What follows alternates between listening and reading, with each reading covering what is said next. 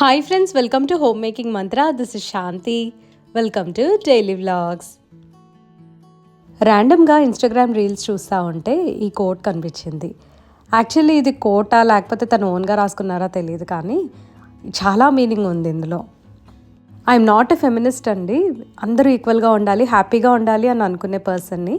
కానీ లేడీస్ ఎప్పుడు కూడా అన్నీ నేర్చుకొని అప్డేటెడ్గా ఉండాలి అని చెప్పి నా వైపు నుండి నేను మోటివేట్ చేయడానికి ట్రై చేస్తా. అలా ఉండటానికే ఇష్టపడుతూ ఉంటాను. మనం వర్క్ చేసినా చేయకపోయినా సరే ఇల్లు మనది, మనదే పై చేయిగా ఉంటుంది. మోస్ట్ ఆఫ్ ద హౌసెస్లో ఇట్లాగే ఉంటుందండి. ఎక్కడో 1-2 చోట్ల ఏంటంటే ఈ మధ్య కాలంలో లేడీస్ ఇది చేయకూడదు, అది చేయకూడదు అని అంటూ ఉంటారు. సో వాళ్ళకి కొంచెం మోటివేటింగ్గా ఉంటుంది అని చెప్పి నేను ఇది షేర్ చేస్తూ ఉన్నాను. నా 40 years ఆఫ్ ఎక్స్పీరియన్స్లో నేను ఒకటి నోటీస్ చేశాను. ఏంటంటే మగవారు చాలామంది, అంటే 70-80% మంది మనం ఏదన్నా అడగగానే ఫస్ట్ వద్దు అనే అంటారు. ఐ డోంట్ నో ఎందుకు వాళ్ళ నోట్లోంచి అది వస్తుంది అని. కానీ ఒక 20% ఉంటారు. అట్లీస్ట్ ఏంటంటే మనం అడగగానే ఓకే అది కరెక్టా కాదా అని సైలెంట్గా ఉండేవారు. లేకపోతే ఓకే చూద్దాము చేద్దాము అని డైరెక్ట్గా అనేసేవారు చాలా తక్కువ. ఈ స్క్రీన్ మీద ఉన్న సెంటెన్స్లో కూడా అంతే చాలా మీనింగ్ దాగుందండి. ఎవరన్నా సరే ఏదైనా ఒక మ్యారేజ్లోనే కాదు, బయట జనరల్గా జరిగే విషయాల్లో మనకి వద్దు అని అంటాం, మనకి నచ్చినవి ఎన్నో ఉంటాయి. మనం వద్దంటావో లేదా వాళ్ళు వద్దంటారు. సంథింగ్ మనం అనుకున్నది జరగదు. సో జరగలేదని చెప్పి ఏది కూడా డిసప్పాయింట్ అవ్వకూడదు కదా. అలా మూవ్ ఆన్ అయిపోతూ ఉండాలి. కూర్చొని ఏడుస్తుంటే ఒక పక్కన ఆపేస్తే మాత్రం అసలు బాగోదండి. డిప్రెషన్లోకి వెళ్ళిపోతాం, స్ట్రెస్లోకి వెళ్ళిపోతాము. ప్రజెంట్ ప్రాబ్లం ఇదే అన్నమాట. ఈగో అక్కడే పెరుగుతుంది, అక్కడే స్టార్ట్ అవుతుంది. సో అది వదిలేసి ఒక 2 రోజులు 3 రోజులు మనకి బాధ ఉంటుంది. ఆ బాధ మొత్తము ఒక అలా తీర్చేసుకొని ఆ ఫేజ్లో ఆ చిన్న 2-3 days టైంలో తీర్చేసుకొని నెక్స్ట్ మళ్ళీ మూవ్ ఆన్ అయిపోతే అసలు చాలా వరకు మ్యారేజెస్ అనేవి సేవ్ అవుతాయి. And at the same time బయట ఫ్రెండ్షిప్స్ కానివ్వండి, రిలేషన్స్, సొసైటీలో మంచి పాజిటివిటీ అనేది పెరుగుతుంది అని చెప్పి నాకు అనిపించింది. So who ever posted this నాకు చాలా బాగా నచ్చిందనమాట. ఇది చిన్నగా నేనైతే రొటీన్లో పడిపోతున్నాను. సిద్ధు వచ్చేసాడు and at the same time schools కూడా స్టార్ట్ అవుతున్నాయి. ఇంటి దగ్గర కొత్తగా పార్క్ ఓపెన్ చేశారు. లేచింది కొంచెం లేట్గా అయినా సరే పార్క్ వెళ్దాము, వాక్ అండ్ సన్లైట్ చాలా ఇంపార్టెంట్ కదా మార్నింగ్ అని చెప్పి నేను మా హస్బెండ్ వచ్చి కూర్చున్నాం కాసేపు. యాక్చువల్లీ ఇది ఓవర్ ద వీకెండ్ నేను షూట్ చేశాను కాబట్టి తను కూడా చక్కగా వచ్చారనమాట. కాసేపు నాతో స్పెండ్ చేసి ఇంకా ఆయనకి ఏదో పనులు ఉంటాయి కదా అవి చూసుకుంటూ ఉన్నారు. ఈసారి నా ట్రావెలింగ్ ప్లాన్స్ ఏమీ లేవు కాబట్టి ఇంట్లోనే ఉన్నాము. ఫుల్గా మొక్కల్ని ఎంత కేర్ తీసుకోవాలో అంత కేర్ తీసుకున్నా. చక్కగా మందార పువ్వులు, శంకు పువ్వులు అయితే అసలు ఆగకుండా వస్తున్నాయి. అవి పెద్ద పాట్స్లో కూడా పెట్టాను. 5 daysకి ఒకసారి ఆనియన్ పీల్ వాటర్ ప్రిపేర్ చేస్తున్నాను. అవి డైల్యూట్ చేసి ఇస్తున్నా. అండ్ రైస్ వాటర్, పప్పు కడిగిన వాటర్ ఇవన్నీ మాత్రం రెగ్యులర్గా ఇస్తున్నానండి. అవైతే ఫర్మెంట్ చేయటం లేదు. శంకు పువ్వులు, మందార పువ్వులు మాత్రం దేవుడి కోసం అని చెప్పి నేను ఇక్కడ పెంచుతూ ఉన్నాను.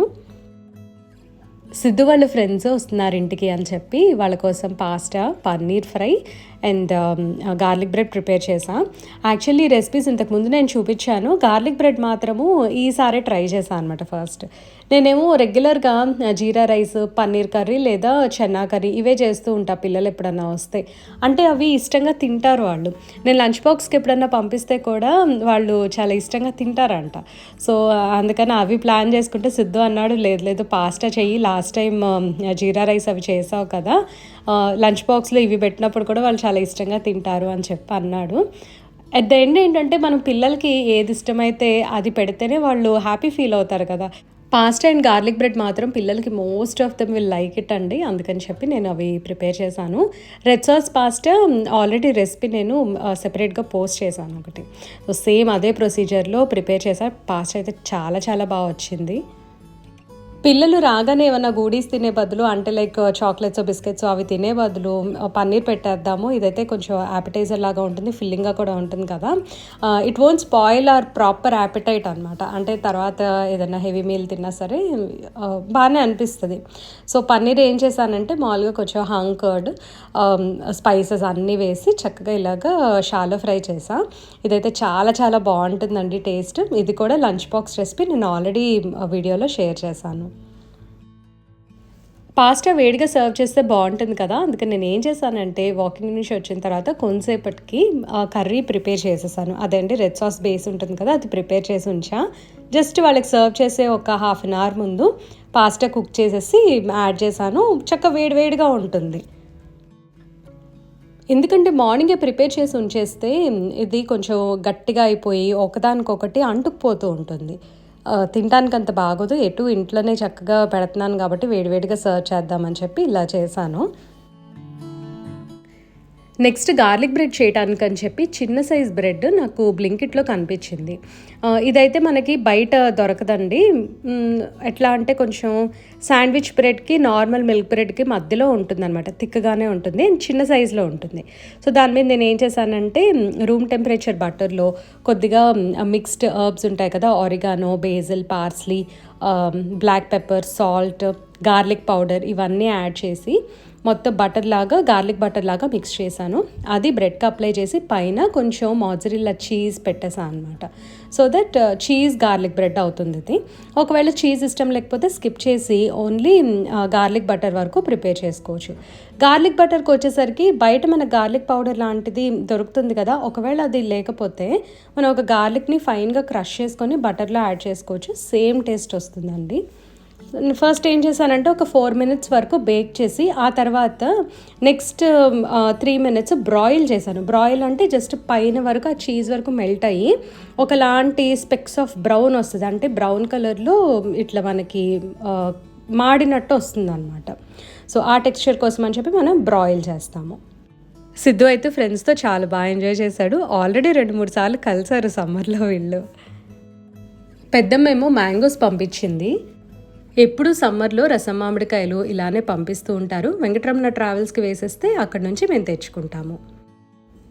మ్యాంగో తోటి ఇవాళ మ్యాంగో కేక్ చేశాను అండి. ఇది ఫేస్బుక్లో ఒక రీల్లో చూసాను అనమాట. చాలా ఈజీగా ఉందని చేశాను, కానీ turn out to be mango kesari లాగా అయింది. ఎందుకంటే మిస్టేక్ నాదే, నేను చెప్తాను. యాక్చువల్లీ రసం మామిడికాయలు అవన్నీ కూడా ఎక్కువ పంపిస్తారు కదా, అక్కడక్కడ ఒక 10 కాయలలో డాగ్ వచ్చినాయి అనమాట. అంటే ఏం లేదు, కమిలిపోయి ఉంటాయి. అవి ఏం చేస్తామంటే జ్యూస్ లాగా పిండేసి బాక్సెస్లో పెట్టి ఫ్రీజర్లో పెట్టేశాను.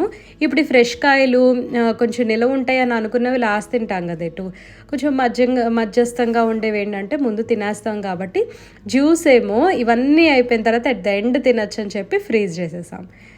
కొన్ని మ్యాంగోస్ ఏం చేశానంటే యాక్చువల్లీ కేక్ ప్రిపేర్ చేద్దామని అనుకున్నా, కానీ ఒక మామిడికాయ పట్టింది.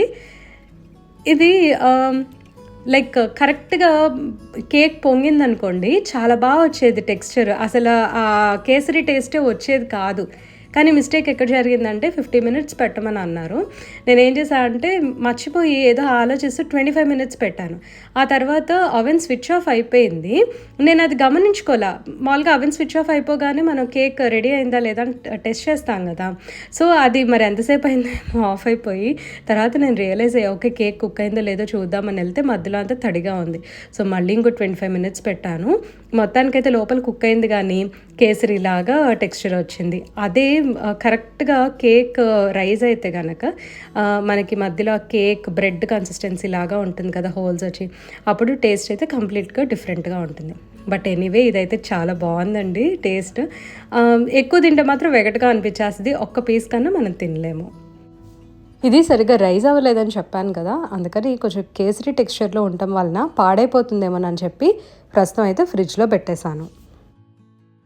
ఇంట్లోకి ఎన్నో వస్తువులు కొంటూ ఉంటాము, అవి మెయింటైన్ చేసుకోవడం అనేది చాలా చాలా ముఖ్యం. లేకపోతే అసలు కొనకుండా ఉంటే బెటర్. సో అలాంటిది ఇవాళ ఒకటి చూపిస్తాను. మన ఇంట్లో కొత్తగా వుడెన్ ఐటమ్స్ ఏమన్నా ఉన్నాయనుకోండి, అవి రెగ్యులర్గా క్లీన్ చేసేవైతే చేసుకోవచ్చు, ఆ పాలిష్ తగ్గినవైతే మనమే చక్కగా పాలిష్ పెట్టుకోవచ్చు. ప్రెజెంట్ అందరి ఇళ్లల్లో వుడెన్ ఐటమ్స్ అనేవి ప్రతిరోజు ఏదో ఒకటి కొత్త వస్తూనే ఉన్నాయండి. స్టార్టింగ్ ఫ్రమ్ మన తిరుపతిలో దొరికే చెక్క బొమ్మల దగ్గర నుండి ఇంట్లో కిచెన్లో వాడుకునే ర్యాక్స్, చిన్న చిన్న రోళ్ళు అలాంటివన్నీ ఉంటాయి కదా, వాటికి ఏంటంటే ఓవర్ ద టైం పాలిష్ పోతూ ఉంటాయి. సో ఫుడ్తో కాంటాక్ట్ లేదు అన్న వస్తువులన్నిటికీ కూడా ఇప్పుడు నేను చెప్పే ప్రొసీజర్ మీరు ఫాలో అవ్వచ్చు. చక్కగా మొన్న వర్క్ చేయించాక దీంట్లో, అందుకని కొంచెం రబ్బింగ్ పేపర్ అండ్ ఇది ఉందన్నమాట, వార్నిష్ ఉంది. సో నేను ఏం చేశాను, నా దగ్గర ఉన్న స్పైస్ బాక్స్ షైన్ పోయింది, బాగా ఆయిల్ మార్క్స్ అవన్నీ పడి చూడటానికి కూడా అసలు బాగా ఎంత తుడిచినా సరే అవి అట్లాగే డాట్స్లా కనిపిస్తున్నాయి. అందుకని ఒక రబ్బింగ్ పేపర్ తీసుకొని బాగా రబ్ చేసేసా. ఈ రబ్బింగ్ చేయటం కూడా ఒకే డైరెక్షన్లో చేసుకోవాలి, రౌండ్గా చేయకూడదు. ఒకటి ఆపోజిట్ డైరెక్షన్లో, ఒకటేమో పైకి కిందకి అట్లా చేస్తే మనకి ఫినిషింగ్ సరిగ్గా రాదు. సో కొద్దిగా నిదానంగా టైం తీసుకొని లైక్ టు అండ్ ఫ్రో మోషన్లో మనం చేసుకుంటా వెళ్తే చక్కగా నీట్గా పాలిష్డ్ లుక్ వస్తుందన్నమాట. ఏదైనా కపుల్ ఆఫ్ వీడియోస్ మీరు వాచ్ చేయండి, ఒక ఐడియా అనేది వస్తుంది. ఒకే చోట ఎక్కువసేపు కూడా రబ్ చేయొద్దు, అక్కడ డెంట్ పడిపోతుంది. ఇవన్నీ ఏంటంటే చిన్న చిన్న డెకరేటివ్ ఐటమ్స్కి లేకపోతే కిచెన్ ఐటమ్స్కి బాగా వర్క్ అవుతుంది. బట్ పెద్ద పెద్ద ఉంటాయి కదా మన ఇంట్లో, మంచాలు అని చెప్పి, డైనింగ్ టేబుల్, చైర్స్, సోఫాలు, వాటన్నిటికీ మనం చేయకపోతే బెటర్. ఒకవేళ మీరు మాస్టర్ అయితే ఖచ్చితంగా చేసుకోవచ్చు, అందులో డౌటే లేదు. ఇది ఫుల్గా రబ్బింగ్ అంతా కంప్లీట్ అయిపోయింది. పైన ఆ జిడ్డు మరకలు, ఓల్డ్ పాలిష్ అదంతా కూడా రిమూవ్ చేసేసాను.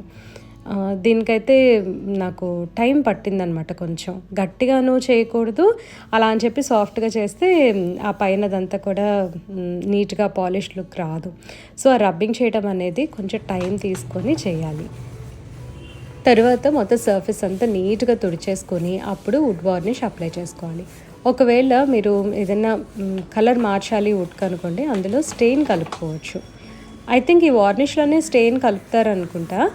స్టెయిన్ గురించి అయితే నాకు ఐడియా లేదు, ఎందుకంటే నేను డైనింగ్ టేబుల్కి వేయించేటట్టయితే మీకు ఆ విషయం గురించి షేర్ చేసేదాన్ని. నేను జస్ట్ బయట టీక్వుడ్ డోర్ ఒక్కటే పాలిష్ చేయించాను, మెయిన్ డోర్. సో అందుకని చెప్పి ఆ మిగిలిన వార్నిష్ వరకు నేను ఇంట్లో ఎంత అంటే అంత యూస్ చేసుకుందాం అనుకున్నా. సో ప్లెయిన్ వార్నిష్ ఒక్కటే దీనికి కూడా అప్లై చేస్తున్నాను. ఈ వార్నిష్కి బ్రష్ కూడా సెపరేట్గా ఉంటుందండి, సాఫ్ట్ బ్రష్ తీసుకోవాలి. మామూలుగా మన ఫ్యాబ్రిక్ కలర్స్కి వేస్తాం కదా, ఆ బ్రషెస్ సరిపోతాయి. యూజువల్గా ఇప్పుడు ప్రొఫెషనల్స్ చేసేటట్టయితే వాళ్ళకి వుడ్ స్టెయినర్ బ్రషెస్ సెపరేట్గా అమ్ముతారు. అవి కూడా నేను చూసాను, చాలా సాఫ్ట్గా ఉంటాయి అన్నమాట. ఇలా నీట్గా ఆ మూమెంట్ అనేది ఎక్కడా కూడా సౌండ్ రాదు మనం చేస్తుంటే, అంటే లైక్ పాలిష్ చేస్తుంటే. సో ఫ్రీగా మూవ్ అవ్వాలి కాబట్టి సాఫ్ట్ బ్రష్ని మనం తీసుకోవాల్సి వస్తుంది. మా ఇంట్లో వర్క్ చేసేటప్పుడు నేను చాలా విషయాలు అడిగి తెలుసుకున్నాను. అందులో వాళ్ళు ఏం షేర్ చేశారంటే, మామూలుగా మనకి లైన్స్ ఉంటాయి కదా వుడ్ మీద, న్యాచురల్ లైన్స్ అనేవి ఉంటాయి. సో అవి టువర్డ్స్ ద గ్రెయిన్ అంటారు యూజువల్లీ ఫ్యాబ్రిక్తో వర్క్ చేసేటప్పుడు. అలా ఆ లైన్స్ ఎటైతే ఉన్నాయో ఆ డైరెక్షన్లో, అంటే ఇప్పుడు లైన్స్ వచ్చేసరికి మనకి హారిజాంటల్గా ఉన్నాయనుకోండి, హారిజాంటల్ మూమెంట్స్లో మనం బ్రష్ తోటి ఈ వార్నిష్ అప్లై చేయాలి. వర్టికల్గా ఉంటే వర్టికల్గా బ్రష్ పెట్టుకొని ఆ డైరెక్షన్లో అప్లై చేసుకోవాలన్నమాట. సో ఇది చాలా ముఖ్యము. అయితే మన దగ్గర ఉండేవైనా చిన్న చిన్నవే కదా, సో ఒక డైరెక్షన్ ఫాలో అవుతూ చక్కగా వార్నిష్ అప్లై చేస్తే నీట్ ఫినిష్ వస్తుంది. అండ్ ఇంకొకటి ఏంటంటే, కిటికీ దగ్గర ఉంటాం కదా, బ్రీజ్ రాకుండా ఉన్నప్పుడు ఈ వార్నిష్ అప్లై చేసుకోవాలి. ఎందుకంటే డస్ట్ పడింది అనుకోండి, డాట్స్ లాగా పడి బబుల్స్ వచ్చేస్తుంది. గుడ్ క్వాలిటీ వార్నిష్ అనేది మనం తీసుకోవాలి, లేదంటే బబుల్స్ వచ్చేస్తుంది. ఇంకా బబుల్స్ వచ్చే కారణాలు చాలా ఉన్నాయండి. మామూలుగా ఏదైనా సర్ఫేస్ మీద వార్నిష్ అప్లై చేసే ముందు రబ్ చేయకుండా ఓల్డ్ వార్నిష్ మీద గనక మనం మళ్ళీ రీఅప్లై చేసాము అని అంటే కొన్నాళ్ళకి ఇప్పుడు కొత్తగా వేసిన వార్నిష్ వచ్చేస్తుంది అండ్ బబుల్స్ వచ్చే ఛాన్స్ ఉంటుంది. సో ఈ రబ్బింగ్ అనేది చాలా చాలా ఇంపార్టెంట్. మనం కొద్దిగా ఓపిక్గా ఉన్న వాళ్ళతో చేయించుకుంటే బెటర్. అండ్ ఇప్పుడు నేను చెప్పేదంతా కూడా చాలామంది సీరియస్గా తీసుకొని ట్రై చేసేవాళ్ళు ఉన్నారు మన వాళ్ళలో. సో అందుకని చెప్పి నేను షేర్ చేసిన, ఇంట్రెస్ట్ లేని వాళ్ళు చక్కగా స్కిప్ చేసేయండి. వార్నిష్ అప్లై చేసిన తర్వాత వుడ్ టు వుడ్ వేరీ అవుతుందండి డ్రైయింగ్ టైం అనేది. మేము డోర్కి వేయించినప్పుడు ఏంటంటే చాలా త్వరగా పీల్ చేసుకుంది అనమాట అది వార్నిష్. సో త్వరగా డ్రై అయిపోయింది. బట్ దీనికి మాత్రము చాలా టైం పట్టింది. ఈ స్పైస్ బాక్స్ ఆల్మోస్ట్ నేను ఒక పూటంతా బయట ఉంచిన తర్వాత అప్పుడు కొంచెం డ్రై అయిందనమాట. సో క్యూరింగ్ టైం అనేది వుడ్ టు వుడ్ డెఫినెట్గా వేరీ అవుతుంది. నా సజెషన్ అయితే ఒకసారి ఇది నేర్చుకోండి, ఎంత ఇంట్రెస్ట్ వచ్చేస్తుందో. చక్కగా చిన్న చిన్నవి మనమే ఫిక్స్ చేసుకోవచ్చు అండ్ కొత్త లుక్ని తీసుకురావచ్చు. పెసరవకాయ ఆల్రెడీ నేను మే స్టార్టింగ్లో పెట్టానమాట ఒక చిన్న కాయతోటి. అది అయిపోయిందని చెప్పి మళ్ళీ పెడుతున్నా. ఈ పెసరవకాయ మాకు ఎంత హెల్ప్ చేస్తుందంటే ఎప్పుడన్నా సరే ఇంట్లో వంట చేసుకోలేదు అని అన్నప్పుడు చక్కగా ఇది నేను మా హస్బెండ్ కొద్దిగా తినేసి పెరుగన్నం తింటున్నాము, ఎంత ఫిల్లింగ్గా ఉంటుందో. ఎందుకంటే కొంచెం పెసరపప్పు ఉంటుంది కదా, సో అచ్చంగా పచ్చడి తిన్నట్టు కాకుండా కొంచెం ఏదన్నా పచ్చడిలో కలుపుకున్నాం, పప్పు కలుపుకున్నాం అనే ఫీలింగ్ అయితే వస్తుంది. సో ఎవరికన్నా హెల్ప్ఫుల్గా ఉంటుందని చెప్పి ఒకసారి షేర్ చేస్తున్నా. పెసరవకాయ రెసిపీ ఆల్రెడీ నేను షార్ట్స్లో పోస్ట్ చేశాను, లింక్ని డిస్క్రిప్షన్లో ప్రొవైడ్ చేస్తాను. ఇవి నేను ఏదో మామూలుగా ఇంటి దగ్గర దొరికే కాయలతోటి చేసేసుకుంటున్నా అండి. కానీ అమ్మ తెచ్చిందనమాట అసలైన జలాలతో పట్టిన ఆవకాయ పచ్చడి. ఎంత బాగుందో అదైతే టేస్ట్. దాని ముందు ఇంక ఇవన్నీ చిన్నవే అనమాట నేను చేసుకున్నవి.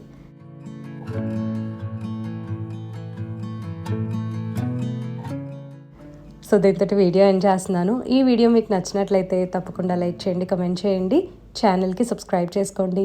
Thank you for watching. Thank you for your time.